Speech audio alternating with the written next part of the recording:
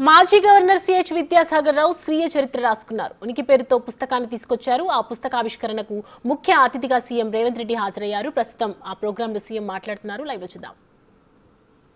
హరిబాబు గారు, కేంద్ర మంత్రివర్యులు బండి సంజయ్ గారు, సహచార మంత్రివర్గ సభ్యులు దుద్దిల్ల శ్రీధర్ బాబు గారు, పొన్నం ప్రభాకర్ గారు, రాజ్యసభ సభ్యులు డాక్టర్ లక్ష్మణ్ గారు, అదేవిధంగా మాజీ కేంద్ర మంత్రివర్యులు సుబ్బరామరెడ్డి గారు, వేదిక మీద ఉన్న పెద్దలందరూ, ఇక్కడికి విచ్చేసిన విద్యాసాగర్ రావు గారి ఆత్మీయులందరికీ కూడా మనస్ఫూర్తిగా ధన్యవాదాలు, అభినందనలు తెలియజేస్తున్నాను. ముఖ్యంగా ఈ నిర్వాహకులకు మనస్ఫూర్తిగా అభినందనలు తెలియజేస్తున్నాను. నా 35 సంవత్సరాల విద్యార్థి దశ నుంచే ఈరోజు తెలంగాణ రాష్ట్ర ముఖ్యమంత్రిగా బాధ్యతలు చేపట్టిన ఈ సందర్భం వరకు వివిధ దశలలో పరిచయమైన వాళ్ళు, కలిసి పనిచేసిన వాళ్ళు, మిత్రులు, ఆదర్శంగా తీసుకున్న పెద్దలందరినీ ఒక వేదిక మీద కలవడానికి ఈ సందర్భం చాలా ఉపయోగపడ్డది. అందుకే నిర్వాహకులను మనస్ఫూర్తిగా నేను అభినందించదలుచుకున్నాను. విద్యాసాగర్ రావు గారు అని పిలిస్తే వారికి మాకు చాలా దూరం ఉన్నట్టుగా భావించాల్సి వస్తుంది. వారికి కావలసిన వాళ్ళు, వారిని అభిమానించే వాళ్ళందరూ వారిని సాగర్జీగానే గుర్తిస్తారు, సాగర్జీగానే పిలుస్తారు. మా అందరికీ వారు సాగర్జీనే. ఈరోజు విద్యాసాగర్ రావు గారు విద్యార్థి రాజకీయాల నుంచి ఉస్మానియా యూనివర్సిటీలో వారు అఖిల భారతీయ విద్యార్థి పరిషత్ ప్రతినిధిగా ప్రారంభమై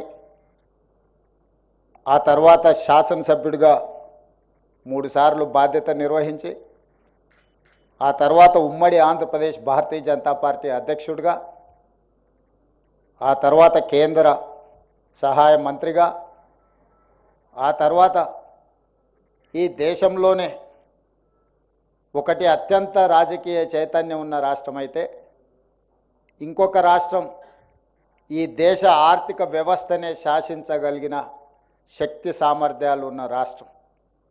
2 రాష్ట్రాలకు ఉమ్మడిగా గవర్నర్గా వారి బాధ్యతలు నిర్వహించారు అంటే వారి సమర్థతను నరేంద్ర మోడీ గారు గుర్తించి వారికి మహారాష్ట్ర, తమిళనాడు గవర్నర్గా అవకాశాలు ఇస్తే 2 రాష్ట్రాలను సమర్థవంతంగా గవర్నర్గా వారు బాధ్యతలు నిర్వహించి తెలంగాణ యొక్క గౌరవాన్ని వారు నిలబెట్టినరు. నిజంగా వారి అనుభవం,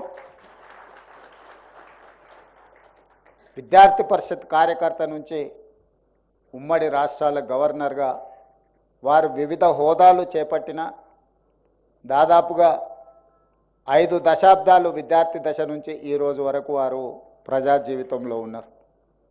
ఇంత సుదీర్ఘకాలం ప్రజా జీవితంలో ఉన్న వాళ్ళు ఆరోపణలు ఎదుర్కోకుండా ఈ రోజుకు సమాజం అంతా గౌరవించేంత జీవితం వాళ్ళు గడిపారంటే మన అందరం కూడా పెద్ద ఎత్తున చప్పట్లతో వారిని అభినందించాల్సిన అవసరం ఉన్నది. ఒక్కసారి కౌన్సిలర్గానో, కార్పొరేటర్గానో లేదా ఏదైనా ఒక అవకాశం వస్తే మళ్ళసారికి వచ్చే వరకల్లా వాళ్ళు చేసిన పనుల కంటే వాళ్ళ పట్ల వచ్చే ఆరోపణలు ఒక పుస్తకంగా తయారయ్యే ఈ పరిస్థితుల్లో 5 దశాబ్దాలు ప్రజా జీవితంలో ఉండి ప్రతిపక్షాలు కూడా సిద్ధాంతపరంగా వారిని విభేదించి ఉండొచ్చు, విధానాలలో వ్యతిరేకించి ఉండొచ్చు, కానీ వ్యక్తిగతంగా వారిని ఎవరు ఎప్పుడు వ్యక్తిగతమైన ఆరోపణల విషయంలో కానీ వారి యొక్క తీసుకున్న నిర్ణయాల పట్ల ఎలాంటి ఆరోపణ లేకుండా వారు తెలంగాణ సమాజానికే ఆదర్శంగా నిలబడే రాజకీయవేత్తగా రాణించిండ్రు.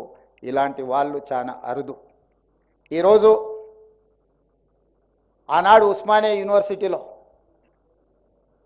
జైపాల్ రెడ్డి గారు, కేశవరావు గారు ఇలాంటి వాళ్ళ తర్వాత ఉస్మానియా యూనివర్సిటీ విద్యార్థి రాజకీయాలలో ఒకవైపున జార్జ్ రెడ్డి, ఇంకొక వైపున సాగర్జీ లాంటి వాళ్ళు ఆనాడు సిద్ధాంతపరంగా ఆనాడు విద్యార్థి రాజకీయాలలో భవిష్యత్ తరాలకు ఆదర్శంగా వాళ్ళు వాళ్ళ నమ్మిన సిద్ధాంతం కోసం గట్టిగా నిలబడ్డారు. ఈరోజు ఏ యూనివర్సిటీలు చూసినా యూనివర్సిటీ విద్యార్థి రాజకీయాలు కాదు, యూనివర్సిటీ కూడా ఉనికిని కోల్పోయే పరిస్థితులు ఈరోజు మన రాష్ట్రంలో ఉన్నాయి. ఈ యూనివర్సిటీలను పునరుద్ధరించవలసిన బాధ్యత, యూనివర్సిటీ విద్యార్థి రాజకీయాలలో విద్యార్థులు పాల్గొనవలసిన చారిత్రాత్మకమైన అవసరం ఉన్నదని చెప్పి నేను ఈ సందర్భంగా భావిస్తున్నా. అందుకే నేను ముఖ్యమంత్రిగా బాధ్యత చేపట్టిన ఎంబడే యూనివర్సిటీల యొక్క స్థితిగతులను పరిస్థితులను అంచనా వేసి క్రియాశీలకంగా ఉండే వైస్ ఛాన్సలర్ నియమించి ఈరోజు ఆ వైస్ ఛాన్సలర్స్కి అందరికీ నేను ఆదేశాలు ఇచ్చిన. అధ్యాపక సిబ్బందితో పాటు టీచింగ్ నాన్ టీచింగ్ స్టాఫ్ని అందరినీ నియమించండి. యూనివర్సిటీలకు అవసరమైన నిధులను అవసరమైన ఫ్యాకల్టీలను ఏమి కావాలన్న తెలంగాణ రాష్ట్ర ప్రభుత్వం మీకు అందుబాటులోకి తీసుకొస్తుంది. తిరిగి పూర్వ వైభవం ఈ యూనివర్సిటీలకు తీసుకురావాలి. ఒకనాడు సమాజంలో ఏదైనా సమస్య ఉంటే ప్రజలు ఎదుర్కొంటున్న సమస్యల పట్ల చైతన్యంతో విద్యార్థి పోరాటాలు చేపట్టడం వల్లనే మన ప్రాంతానికి ఒక చైతన్యము. తెలంగాణ రాష్ట్రం ఈరోజు ఏర్పడ్డదంటే ఆనాడు రాజకీయ పార్టీల కంటే కూడా ఉస్మానియా కాకతీయ యూనివర్సిటీలో విద్యార్థులు ముందు భాగాన నిలబడి పోరాటం చేసిండ్రు కాబట్టి ఆ యూనివర్సిటీలు విద్యార్థి సంఘాలు ప్రజల యొక్క సమస్యల పట్ల ప్రజలు ఎదుర్కొంటున్న ఇబ్బందుల పట్ల పోరాటాలు చేయడం వల్లనే చాలా సమస్యలకు పరిష్కారం దొరికింది. ఈరోజు మనం తెలంగాణ రాష్ట్ర ప్రత్యేక రాష్ట్రంలో ఉన్నాము అని అంటే ఆనాడు విద్యార్థి రాజకీయాలలో ఉన్న వాళ్ళే అత్యంత క్రియాశీలక పాత్ర పోషించారు. చాలా సందర్భాలలో నేను మాట్లాడితే అంత బాగోదేమో కానీ మాట్లాడాల్సిన అవసరం ఉన్నది పార్టీ ఫిరాయింపుల మీద. పార్టీ ఫిరాయింపుల గురించి చర్చలు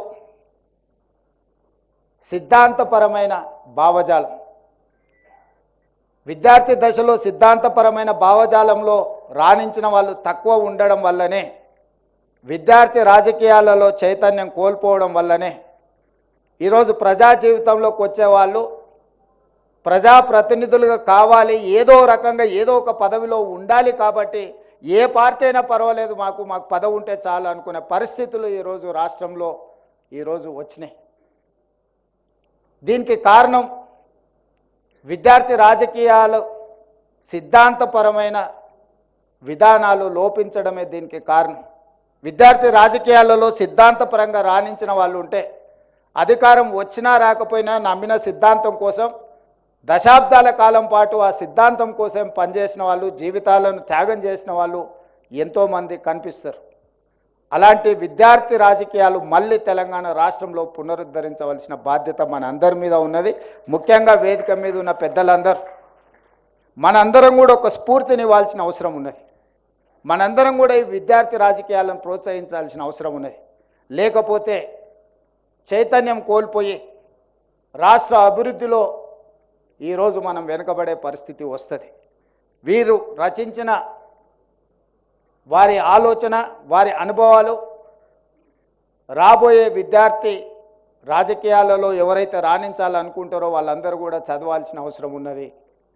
ఈరోజు తెలంగాణ రాష్ట్రంలో మొదటి తరంలో బూరుగుల రామకృష్ణారావు గారు, పివి నరసింహారావు గారు, మర్రి చెన్నారెడ్డి గారు లాంటి వాళ్ళు ఉంటే, రెండవ తరంలో జైపాల్ రెడ్డి గారు, విద్యాసాగర్ రావు గారు, దత్తాత్రేయ గారు లాంటి వాళ్ళు రాణిస్తే, మూడో తరంలో చెప్పుకుందామన్నా కూడా గొప్పగా రాణించే పరిస్థితులు మన దగ్గర కనిపించడం లేదు. వారు అన్నట్టుగా శాసనసభలో ప్రతిపక్షము పాలకపక్షము, ట్రెజరీ బెంచెస్, అపోజిషన్ బెంచెస్, గతంలో ట్రెజరీ బెంచెస్ వైపు నుంచి ఎప్పుడు ముఖ్యమంత్రి గారు మాట్లాడాలనుకున్న స్పీకర్ గారు మైక్ ఇచ్చేవాళ్ళు. సహజంగా ముఖ్యమంత్రి గారు కాబట్టి మైక్ ఇస్తారని ఒక భావన. కానీ ప్రధాన ప్రతిపక్ష నాయకుడికి కూడా ఎప్పుడు ఏలు చూపించిన స్పీకర్లు ప్రధాన ప్రతిపక్ష నాయకుడికి మైక్ ఇచ్చి సభానాయకుడికి ఎంత అవకాశము, సభానాయకుడు విషయాలను చెప్పడానికి ఎంత అవకాశం ఇచ్చేదో ప్రధాన ప్రతిపక్ష నాయకుడికి కూడా అంతే అవకాశం ఇచ్చి ప్రభుత్వం తీసుకుంటున్న విధానపరమైన నిర్ణయాలను, పరిపాలనపరమైన అనుమతులను ప్రతిపక్షాలు సలహాలు సూచనలు ఇవ్వడానికి, విమర్శించడానికి, అవసరమైతే నిరసన తెలపడానికి, రాస్తా రోకోలు చేయడానికి నిర్ణయించిందే శాసనసభ. ఆ శాసనసభలో ప్రభుత్వము అంటే అధికార పార్టీలో గెలిచిన వాళ్ళే కాదు, ప్రభుత్వము అని అంటే ప్రతిపక్షము పాలకపక్షం కలిస్తేనే ప్రభుత్వం. ఈరోజు కాంగ్రెస్ పార్టీలో గెలిచిన 65 మందే ప్రభుత్వం కాదు, 119 మంది శాసనసభ్యులు కలిస్తేనే ప్రభుత్వం. అందులో ఎవరి బాధ్యత వాళ్ళు నిర్వహించడానికి రాజ్యాంగంలో ఎవరికి వాళ్ళ పాత్రను విభజించి చూపించారు. ఈ 65 మంది విధానపరమైన నిర్ణయాలు తీసుకుంటారు మంత్రివర్గ ఆమోదంతో. అందులో లోపాలు ఉంటే ఎత్తి చూపడానికి ప్రధాన ప్రతిపక్షానికి ఉంటాయి. అదేవిధంగా విపక్షాలకు సంబంధించిన నాయకులకు కూడా ఒక ఫ్లోర్ లీడర్ ఉండడం, ఆయా పార్టీలు ఆ విధానాలలో ఉన్న లోపాలను ఎత్తి చూపడానికే మనం ఈ చట్టసభలను ఏర్పాటు చేసుకున్నాం. కాలక్రమేణా ఆ స్ఫూర్తి కోల్పోయినాం. ఒకప్పుడు ఉమ్మడి ఆంధ్రప్రదేశ్ శాసనసభలో వెంకయ్య నాయుడు గారైనా జైపాల్ రెడ్డి గారైనా లేదా సాగర్జీ వాళ్ళ పార్టీకి ఉన్న ప్రాతినిధ్యం చాలా తక్కువ.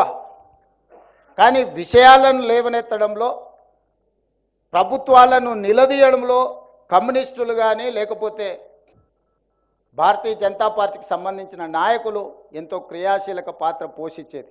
ఇదే కాదు, ఈరోజు సభలో నేను గతంలో చూసిన దాటికి ఈరోజు సభలో ఉన్న భిన్న పరిస్థితులను కూడా నేను ఈ సందర్భంగా ప్రస్తావించదలుచుకున్నాను.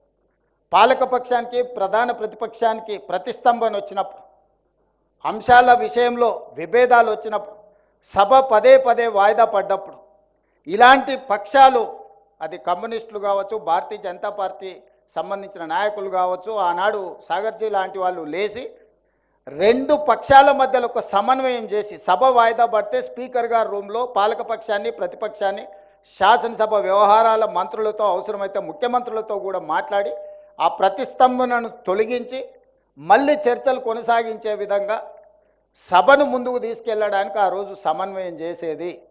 ఆ రోజు అలాంటి సూచనలు సలహాలను ప్రభుత్వాలు పాటించేది. ఈరోజు మా పార్టీ మా ప్రభుత్వం సిద్ధంగా ఉంది.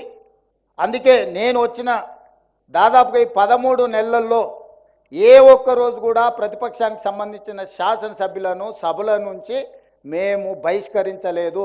స్పీకర్ గారు కానీ ప్రభుత్వం ప్రతిపాదించలేదు. స్పీకర్ గారు ప్రతిపక్షాలను సభలో నుంచి బయటికి నెట్టివేయలేదు. ఎందుకు అంటే చర్చ జరగాలన్న ఆలోచనతోనే, వాళ్ళ అభిప్రాయాన్ని చెప్పనిద్దాం మనం అన్న ఆలోచనతోటే సభలో నుంచి 13 నెలల ఏ ఒక్క ప్రతిపక్ష సభ్యుని కూడా మేము సభలో నుంచి బహిష్కరించలేదు. ఈ విధానాన్ని ఇంకా ఇంప్రూవ్ చేసుకోవాల్సిన అవసరం ఉన్నది. అదేవిధంగా గోదావరి జలాలకు సంబంధించి చాలా సందర్భాలలో తెలంగాణ ఉద్యమంలో ఇది చాలా క్రియాశీలక పాత్ర పోషించింది. కానీ మొట్టమొదటిసారి ఎడారిగా మారిన తెలంగాణ ప్రాంతం, ముఖ్యంగా ఉత్తర తెలంగాణ ప్రాంతం సస్యశ్యామలం కావాలి అంటే గోదావరి జలాలు ప్రవహించినప్పుడే పాడి పంటలు పండుతాయి, ఈ ప్రాంతం పచ్చగా ఉంటుందని ఇచ్చంపల్లి ప్రాజెక్టు కానీ గోదావరి జలాలను తీసుకొచ్చి ఉత్తర తెలంగాణకు, తెలంగాణ ప్రాంతాన్ని అభివృద్ధి చేయాలని మొట్టమొదటిసారి గోదావరి జలాల మీద సాగర్జీని ఈ కార్యక్రమాన్ని తీసుకొని పాదయాత్రలు చేయడం జరిగింది. ఆ తర్వాత పెద్దలు దేవేందర్ గౌడ్ గారు గోదావరి జలాలను, గోదావరి ప్రాజెక్టులను నిర్మించాలని వారు పాదయాత్ర చేయడం జరిగింది. ఆ తర్వాతనే Congress party doctor YS Rajasekhara Reddy గారు ప్రాణహిత చేవెళ్ళ ప్రాజెక్టును ప్రారంభించి ఈరోజు కొనసాగుతున్న ఈ గోదావరి జలాల మీద నిర్మిస్తున్న ప్రాజెక్టుల గురించి మీకు అందరికీ తెలుసు, నేను వాటి లోతుల్లోకి వెళ్ళదలుచుకోలేదు. కానీ ఆ రోజు సాగర్జీ మొదలుపెట్టిన గోదావరి జలాల వినియోగం ఆలోచన ఈరోజు సంపూర్ణంగా పూర్తి కాలేదు, అది మధ్యలోనే ఉన్నది. ఈ ప్రాజెక్టును తిరిగి ముందుకు తీసుకువెళ్ళాలంటే సాగర్జీ సహకారం సంపూర్ణంగా అవసరం ఉన్నది.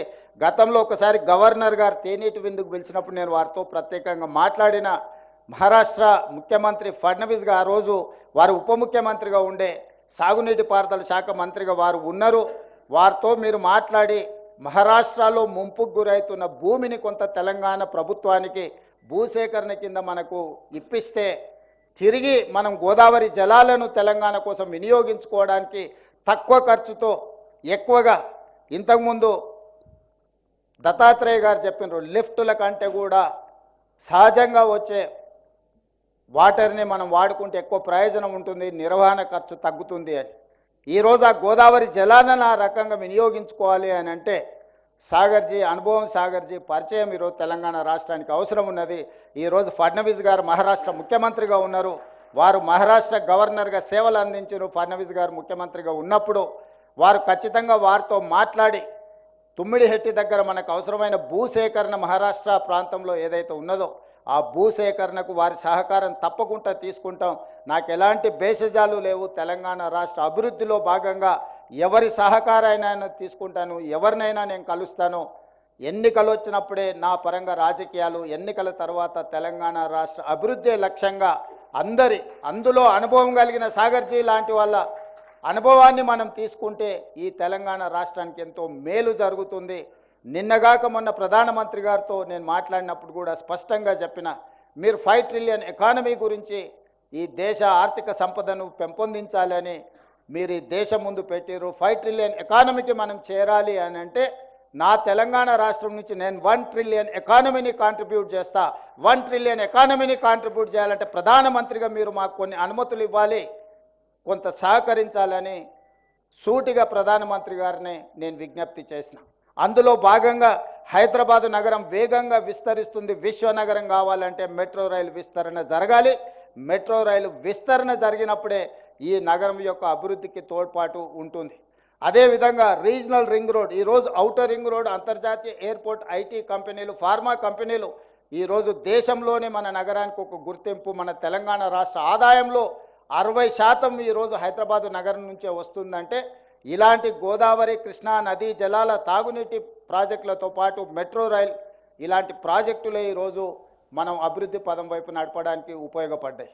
ఇంకా విస్తరించాలి అని అంటే ఇది సరిపోదు. విశ్వనగరంగా మారాలి అంటే మనకు రీజనల్ రింగ్ రోడ్డు కావాల్సిందే. రీజనల్ రింగ్ రోడే కాదు, రీజనల్ రింగ్ రైల్ గురించి కూడా నేను ప్రధానమంత్రి గారి దృష్టికి తీసుకెళ్ళిన. ఏ విధంగా అయితే ఔటర్ రింగ్ రోడ్ ఈరోజు రోడ్డు రవాణా వ్యవస్థ ఉందో, రీజనల్ రింగ్ రోడ్ 370 కిలోమీటర్లు, దాదాపుగా ఈ 370 కిలోమీటర్లకు రీజనల్ రింగ్ రైల్ కూడా ప్రధానమంత్రి గారిని అడగడమే కాకుండా, మాది ల్యాండ్ లాక్ స్టేట్, మాకు సముద్రం లేదు కాబట్టి మా అభివృద్ధిలో కొంత ఆటోమొబైల్ ఇండస్ట్రీ కానీ మిగతా పరిశ్రమలు రావడానికి ఇబ్బందికరంగా ఉంది. అందుకే మాకు పోర్టులు లేవు కాబట్టి మీరు డ్రై పోర్ట్ పర్మిషన్ ఇవ్వండి. ఆ డ్రై పోర్ట్ నుంచి మనకు బందర్ పోర్ట్కి డెడికేటెడ్ గ్రీన్ఫీల్డ్ హైవేతో పాటు ఒక రైల్వే లైన్ మాకు ఇవ్వండి. దాంతో మాకు పరిశ్రమలు పెరుగుతాయి. మేము ఈరోజు ఆటోమొబైల్ ఇండస్ట్రీని తెలంగాణ ప్రాంతానికి తీసుకురావాలనుకుంటున్నాం. దానికి కూడా మీరు సహకరించాలి అని చెప్పి నరేంద్ర మోడీ గారిని అడగడం జరిగింది. ఇదే కాదు, సుదీర్ఘకాలంగా పెండింగ్ ఉన్న కాజీపేట రైల్వే కోచ్ ఫ్యాక్టరీ కూడా నరేంద్ర మోడీ గారు మనకు మంజూరు చేసిండ్రు. ఆ పనులను కూడా వేగవంతం చేయమని చెప్పి నరేంద్ర మోడీ గారికి నేను విజ్ఞప్తి చేసిన. ఈరోజు ఈ నగరం విశ్వనగరంగా పెరగాలి. పదే చాలా సందర్భాల్లో చర్చలు వచ్చినప్పుడు ఆంధ్రప్రదేశ్తో పోటీ పడదాం, మనకంటే అమరావతి ముందుకెళ్తుంది. మనం అమరావతితోనే ఆంధ్రప్రదేశ్తోనే పోటీ పడేది, ప్రపంచంతోనే పోటీ పడదాము. న్యూయార్క్ లేదా, టోక్యో లేదా, దుబాయ్ లేదా, ఈ నగరాలతో పాటు మౌలిక వసతులను పెంపొందించుకుంటే ప్రపంచంతో పోటీ పడే శక్తి తెలంగాణ ప్రజలకు ఉన్నది. అంత ఆలోచన చేయగలిగిన, ముందుకు నడిపించగలిగిన నాయకత్వం ఉన్నది. ప్రపంచంతోనే పోటీ పడదాం. ప్రపంచంతో పోటీ పడాలంటే మిత్రుడు బండి సంజయ్ గారికి నా విజ్ఞప్తి ఒక్కటే, మెట్రో రైలు అనుమతులు మనం తెచ్చుకోవాలి. చెన్నైలో, తమిళనాడులో ప్రతిపక్ష పార్టీ ఉన్నా అక్కడ ఆమోదించారు క్యాబినెట్లో పెట్టి. కర్ణాటకలో కాంగ్రెస్ ప్రభుత్వం ఉన్నా కూడా మోడీ గారు బెంగళూరుకి మెట్రో రైలు ఇచ్చిండ్రు. ఈరోజు ఒకనాడు 2వ స్థానంలో ఉన్న హైదరాబాద్ మెట్రో ఈరోజు 9వ స్థానానికి మనం పడిపోయినాము. ఈ 9వ స్థానం నుంచి మనం ముందుకు రావాలి అంటే పెద్దలు వినోద్ కుమార్ గారైనా, నేనైనా, బండి సంజయ్ గారైనా మెట్రో విస్తరణ కోసం, రీజనల్ రింగ్ రోడ్ కోసం, రీజనల్ రైల్వే లైన్ కోసం, అదేవిధంగా డ్రై పోర్ట్ కోసం, డెడికేటెడ్ గ్రీన్ఫీల్డ్ హైవేతో పాటు రైల్వే లైన్, బందర్ పోర్ట్ కోసం, ఈ తెలంగాణ అభివృద్ధి కోసం మనందరం కలిసికట్టుగా పనిచేయాలి. తమిళనాడులో ఏదైనా విషయం వస్తే, జల్లికట్టు సమస్య వస్తే అందరూ కట్టగట్టుకొని కేంద్ర ప్రభుత్వంతోనే కొట్లాడి జల్లికట్టుకు అనుమతి తెచ్చుకున్నారు. తమిళనాడులో ప్రమాణ స్వీకారం చేస్తే 39 మంది పార్లమెంట్ సభ్యులు తమిళ్లోనే ప్రమాణ స్వీకారం చేశారు. కానీ అక్కడ రాజకీయాలు పూర్తిగా పార్టీల పరంగా విడిపోయి ఉంటాయి. కానీ వాళ్ళ రాష్ట్ర విషయం వచ్చినప్పుడు, వాళ్ళ సంస్కృతి, వాళ్ళ భాష విషయం వచ్చినప్పుడు 100% ఒక్కటైపోతారు. మనం కూడా తెలంగాణ విషయంలో పెద్దలు కిషన్ రెడ్డి గారు వస్తారనుకున్న వారు వచ్చినుంటే వారికి విజ్ఞప్తి చేసేవాడిని. రాబోయే క్యాబినెట్లో మనం మెట్రో రైలు, ఎందుకంటే క్యాబినెట్ అప్రూవల్ ఉండడం ద్వారా మనం కేంద్ర ప్రభుత్వం సహకారం అందితే వేగంగా ఈ నగరాన్ని అభివృద్ధి చేసుకోవచ్చు.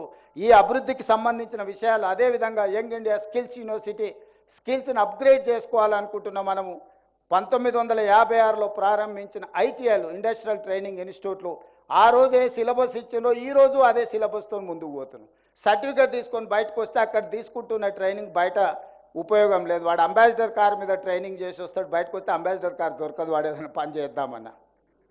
అందుకే ఈ మధ్యకాలంలో టాటా సంస్థతో మాట్లాడి ఈ తెలంగాణ రాష్ట్రంలో ఉన్న 65 ఐటీఐలతో పాటు ఇంకొక 10 కలిపి 75 ఐటీఐలను 75 శాసనసభ నియోజకవర్గాలలో వాటిని అప్గ్రేడ్ చేయడానికి ఈ ఐటీఐలను అడ్వాన్స్డ్ టెక్నాలజీ సెంటర్స్గా మార్చి ఈరోజు ప్రపంచంతో పోటీ పడి వాళ్ళకు పని కల్పించడానికి సాంకేతిక నైపుణ్యాన్ని అందించడానికి అవసరమైన సిలబస్ని అవసరమైన సాంకేతిక నైపుణ్యాలను అన్నిటిని కూడా ఏర్పాటు చేయడానికి ఇప్పుడు టాటాతోని మనం జాయింట్ వెంచర్ చేసిన తెలంగాణ రాష్ట్ర ప్రభుత్వం దీన్ని అప్గ్రేడ్ చేయడానికి 2400 కోట్ల రూపాయలు ఖర్చు అయితే కేవలం 14% 300 కోట్ల రూపాయలు మాత్రమే తెలంగాణ రాష్ట్ర ప్రభుత్వం పెడితే టాటా సంస్థ 2100 కోట్ల రూపాయలతోని 86% వాళ్ళ నిధులతోని తెలంగాణ రాష్ట్రంలో ఉన్న మారుమూల ప్రాంతాలలో ఉండే యువకులకు సాంకేతిక నైపుణ్యంలో శిక్షణ ఇవ్వడమే కాకుండా ఉద్యోగ ఉపాధి అవకాశాలు కూడా వాళ్ళే కల్పిస్తామని బాధ్యత తీసుకున్నారు.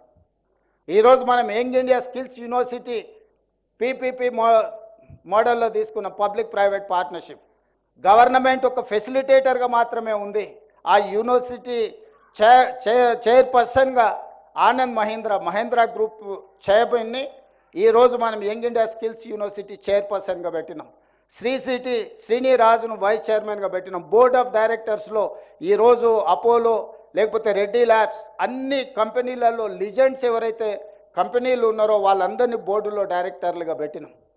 ఆ సంస్థ నడవడానికి ప్రభుత్వం మీద నిధులకు ఆధారపడకుండా ఒక 600 crores కార్పస్ ఫండ్ వివిధ కంపెనీల నుంచి పూల్ చేసి వాళ్ళ దగ్గర ఒక 600 కోట్ల రూపాయల యూనివర్సిటీ ఆ ఛాన్సలర్ అక్కడ ఉండే చైర్పర్సన్ డిస్పోజాఫ్లో పెట్టినాం. ఎందుకంటే దాని నిర్వహణలో ₹1 ప్రభుత్వాన్ని అడగాల్సిన పని లేకుండా నిర్మాణంలో కూడా మెగా సంస్థ ముందుకు వచ్చి 60 ఎకరాల స్థలం ప్రభుత్వం ఇస్తే 200 కోట్ల రూపాయలతో క్యాంపస్ మొత్తం వాళ్ళే సిఎస్ఆర్ ఫండ్స్ కింద కట్టమని ముందుకు వచ్చారు.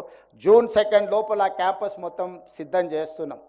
ఇవాళ స్పోర్ట్స్ ఇష్యూలో కూడా 140 కోట్ల మంది ఉన్న ఈ జనాభా ఒక్క ఒలింపిక్లో మనం గోల్డ్ మెడల్ కూడా సాధించుకోలే. నేను మొన్న సౌత్ కొరియా పర్యటనకు పోతే ఆ దేశం 32 మెడల్స్ తెస్తే నేను సౌత్ కొరియన్ స్పోర్ట్స్ యూనివర్సిటీకి పోతే 16 మెడల్స్ ఒక్క యూనివర్సిటీలో వచ్చినాయి. క్యాంపస్ ఎంత ఉందంటే 30 ఎకరాలు ఉంది. ఒక అమ్మాయి 3 గోల్డ్ మెడల్స్ తీసుకొచ్చింది ఆర్చరీలో. ఆ అమ్మాయిని నేను కలిసిన. సో అంత చిన్న దేశము, ఒక హైదరాబాద్ జనాభా ఎంత ఉందో 10 మిలియన్ పాపులేషన్ ఉండే కంట్రీ ఈరోజు 32 మెడల్స్ ఒలింపిక్స్లో తెస్తే ఇంత పెద్ద భారతదేశం 140 కోట్ల జనాభా మనం ఈరోజు చాలా వెనుకబడి ఉన్నాం. అందుకే సేమ్ పీపీపీ మోడల్ని యంగ్ ఇండియా స్పోర్ట్స్ యూనివర్సిటీని మనం పాలసీని అడాప్ట్ చేసుకున్నాం. తొందరలోనే అద్భుతమైన స్పోర్ట్స్ యూనివర్సిటీనే కాకుండా అకాడమీని కూడా మనం స్టార్ట్ చేస్తున్నాం. 2028 ఒలింపిక్స్లో తెలంగాణ రాష్ట్రం నుంచే మనం గోల్డ్ మెడల్ సాధించే విధంగా వాళ్ళకి శిక్షణ ఇవ్వాలి అని మన ప్రభుత్వం టార్గెట్గా పెట్టుకొని ముందుకు వెళ్తున్నాం. ఇవన్నీ కార్యక్రమాలు నా ఒక్కడితో సాధ్యమయ్యేటివి కావు. విధానపరమైన నిర్ణయాలు మా ప్రభుత్వం తీసుకుంటుంది, మీరందరూ సహకరించాలి. అందుకే ఈ విషయాలన్నీ కూడా ఈ వేదిక మీద పెద్దలందరూ కేంద్ర ప్రభుత్వాన్ని ప్రభావితం చేయగలిగిన వాళ్ళు, నరేంద్ర మోడీ గారి నుంచి అనుమతులు ఇప్పించగలిగిన వాళ్ళు ఈ వేదిక మీద ఉద్దండులు అందరూ ఉన్నారు. ఇది మన రాష్ట్రం యొక్క బాధ్యత. మీ అందరితో కలిసి రావడానికి, మీతో పాటు నడవడానికి మా లక్ష్మణన్న ముందు ఉండాలి. ఎందుకంటే వారికి అన్నీ తెలుసు. నేనే ముందు ఉండాలనే ఆలోచన నాకేం లేదు. ఎవరైనా దీన్ని ముందుకు తీసుకెళ్తే ప్రధానమంత్రి గారిని కలిసి మన రాష్ట్రానికి కావాల్సినవి మనం తెచ్చుకుందాము. ఇది ఒక మంచి అవకాశం, గొప్ప అవకాశం. ఇలాంటి గొప్ప అవకాశం జారవిడ్చుకుంటే మన రాష్ట్రం వెనుకబడుతుంది. మోడీ గారు డ్రీమ్ అయిన 5 ట్రిలియన్ ఎకానమీలో తెలంగాణ రాష్ట్రం 1 ట్రిలియన్ ఎకానమీని కాంట్రిబ్యూట్ చేయాలన్న ఆలోచన తెలంగాణ రాష్ట్ర ముఖ్యమంత్రిగా నాకు ఉన్నది. ఈ రాష్ట్రాన్ని అభివృద్ధి పదం వైపు నడిపించాల్సిన బాధ్యత మన అందరి మీద ఉన్నది. శ్రీరామచంద్రమూర్తి గారు వారి అనుభవాలు విద్యాసాగర్జీతో ఉన్న విషయాలను కూడా వారు ప్రస్తావించారు. సాగర్జీకి ఓపిక, అనుభవం ఉన్నది. వారి ఓపికను అనుభవాన్ని నరేంద్ర మోడీ గారు దేశం కోసం వినియోగించుకుంటారని భావిస్తూ మీ అందరి దగ్గర సెలవు తీసుకుంటున్న మిత్రులారా, ధన్యవాదాలు.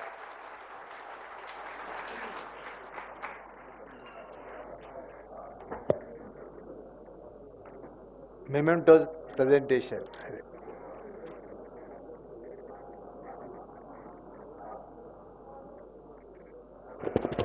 గౌరవనీయులు శ్రీ చెన్నమనేని విద్యాసాగర్ గారిని వేదిక మీద ఉన్న అతిథులని సత్కరించాలని కోరుతున్నాను. ఫస్ట్ మన తెలంగాణ రాష్ట్ర ముఖ్యమంత్రి రేవంత్ రెడ్డి గారిని షాలుతో సత్కరించాల్సిందిగా కోరుతున్నాను. అదేవిధంగా జ్ఞాపికను కూడా బహుకరించాలని కోరుతున్నాను.